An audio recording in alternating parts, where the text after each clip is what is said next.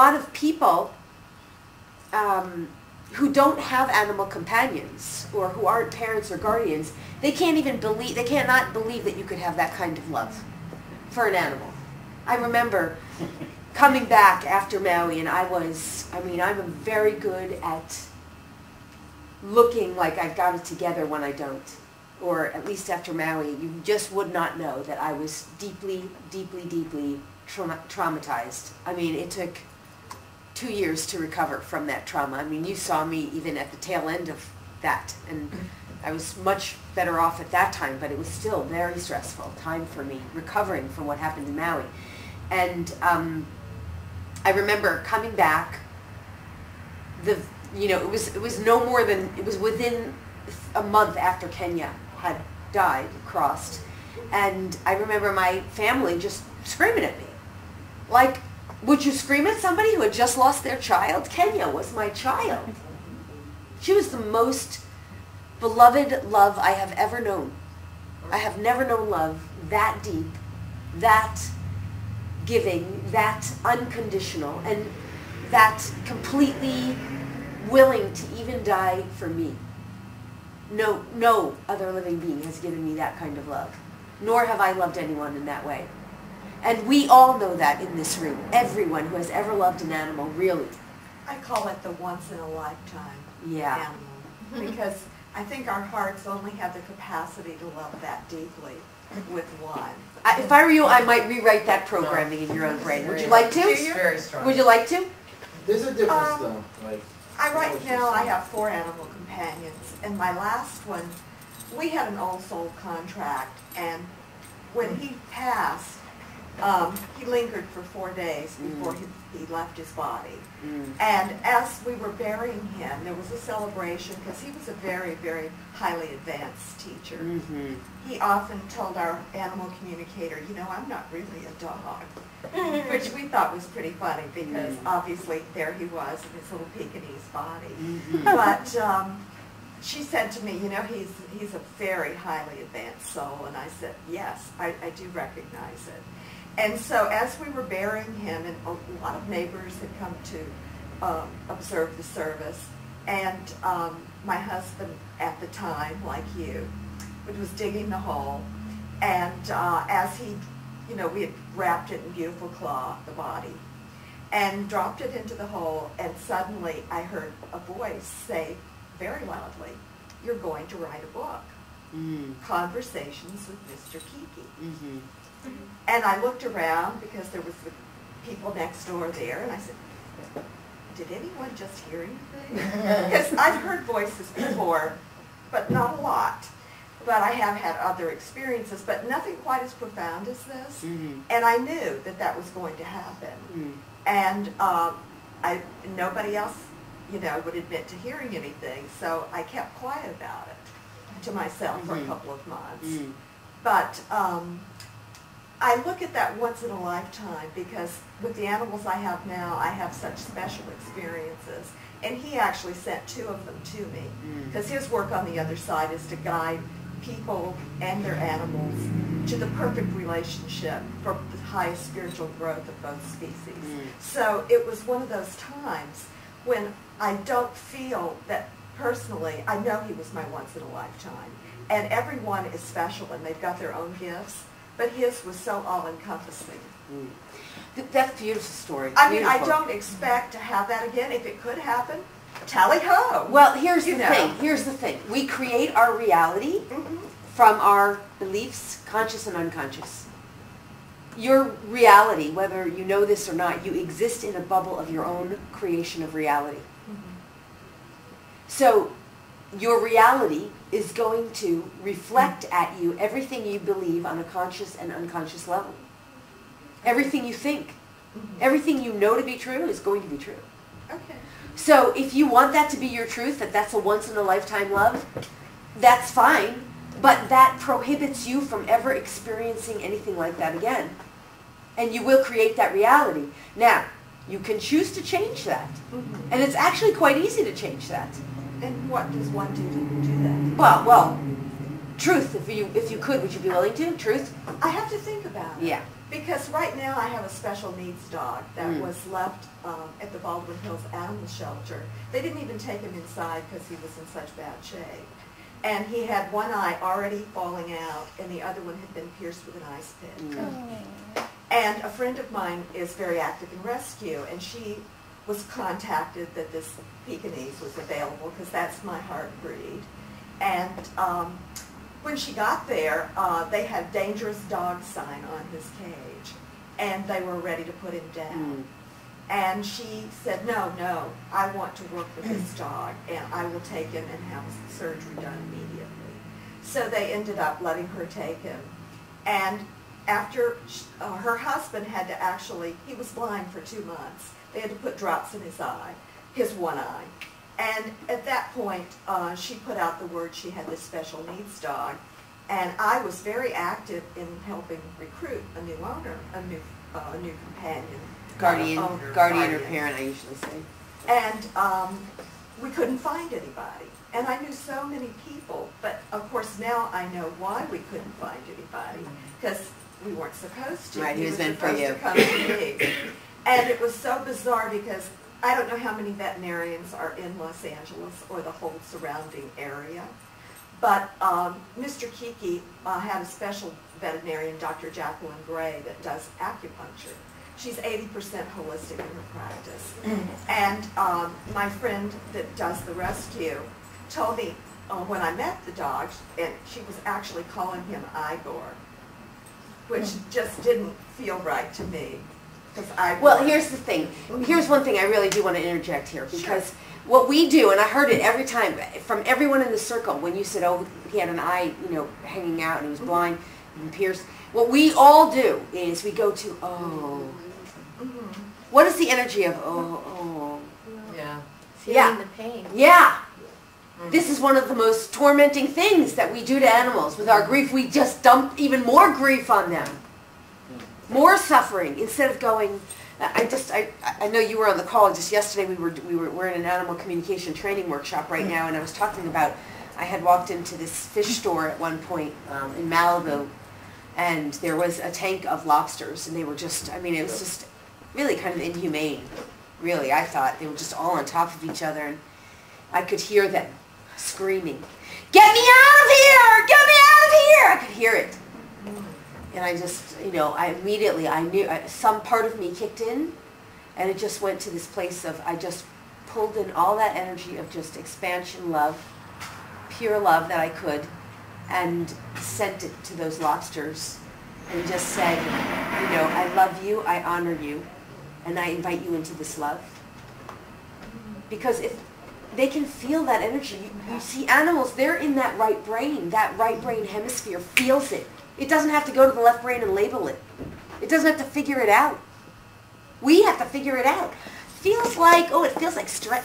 Feels like stress. What is that? Oh, I got to figure it out. What is it? Oh, no. They just feel it. They know it in an instant. They're tuned in.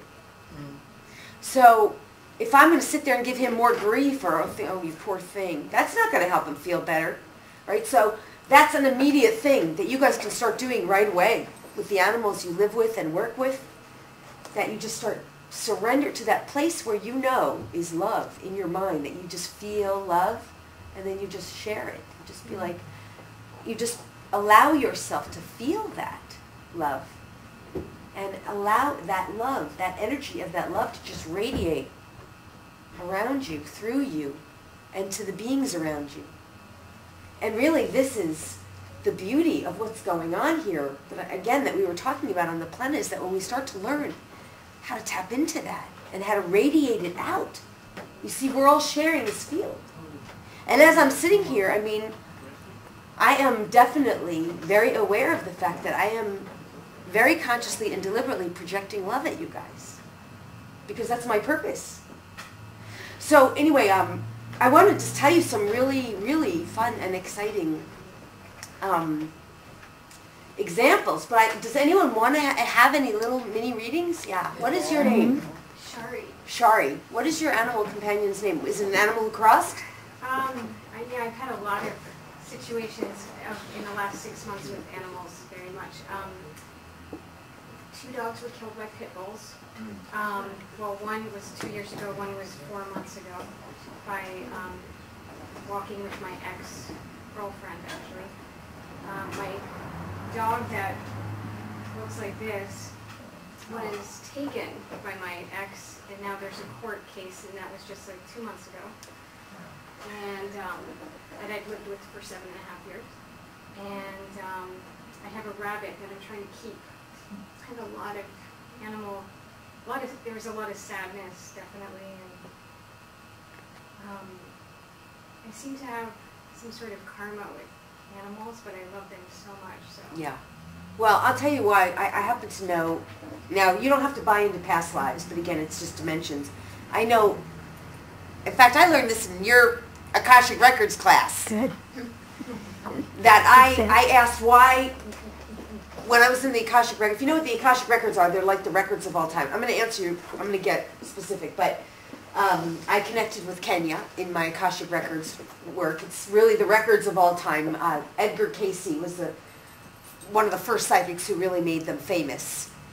And they keep your soul's journey, the history of your entire, everything that ever existed in your soul's experience.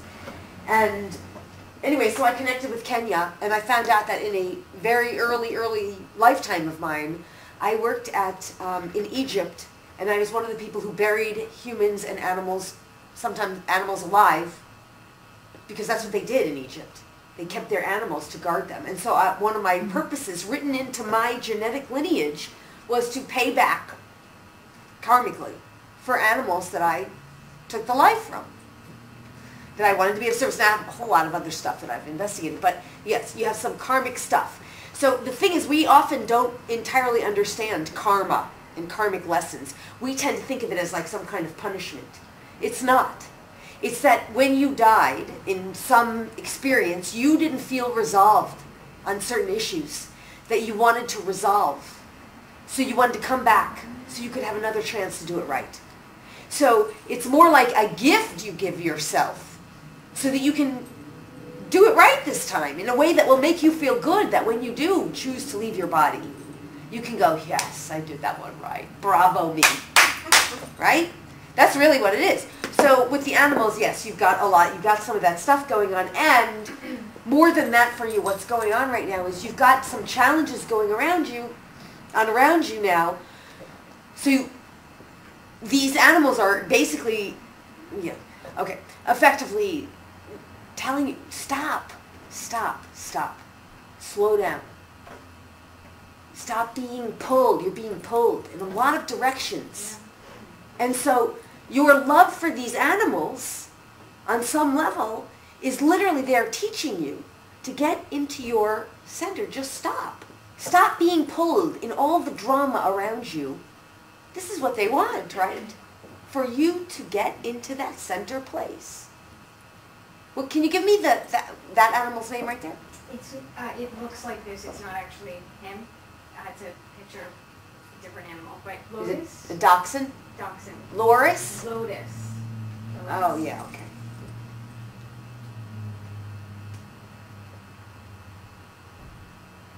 Okay.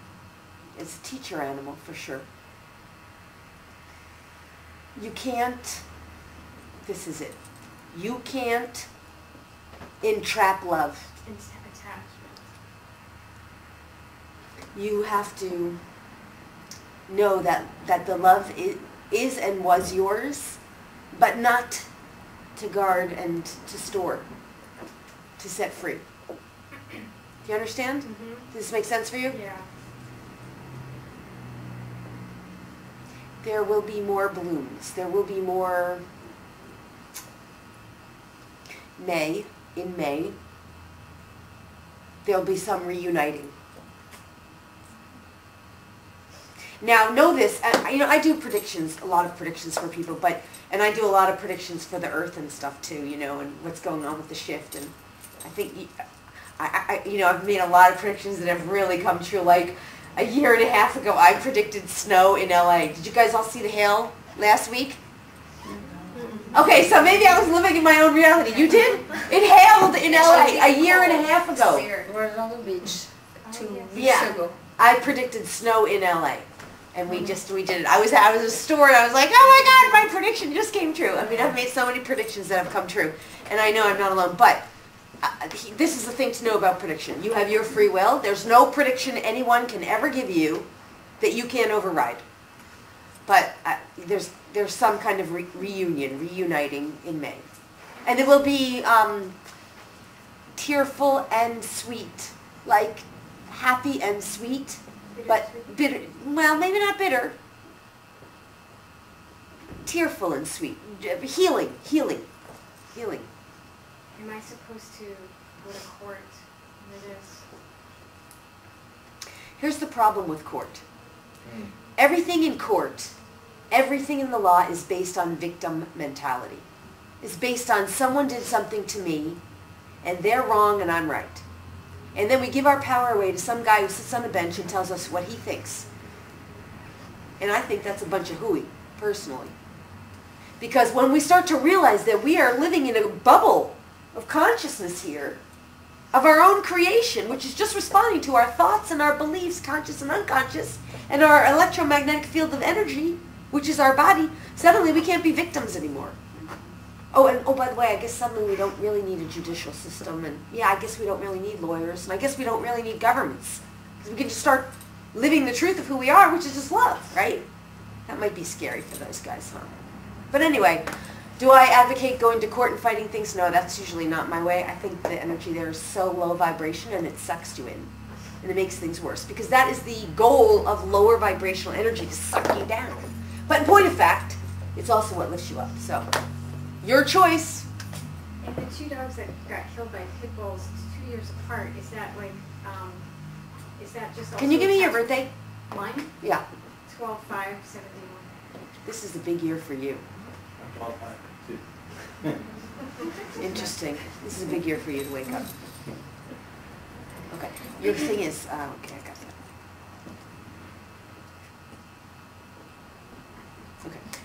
A huge part of your life learning is to see other perspectives. So in that sense, these animals are helping you to learn. Okay. They had other things going on too. They had other aspects. They were rescue dogs? Both of them. Yeah. They were white? Were they both white? Or white? One was white and black? One was black. Oh, white and black. Right, and one was tan, like gold. What was the white and black one's name? They're mostly black and brown. A Jedi. Oh, okay. Oh, interesting. Yeah, it's teaching you to step into your power. A big part of your life lesson, seeing other people's perspectives, recognizing that they're just as right as yours is, overcoming some challenges, and stepping into your divine feminine. You can't be a divine feminine if you're in your victim consciousness. So just go within yourself and start asking, you know what we do in the world? We walk around and we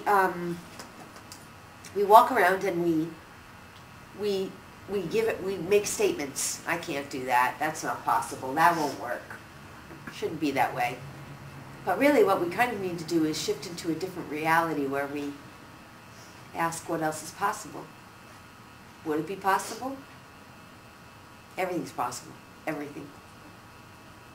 There's nothing that's not possible.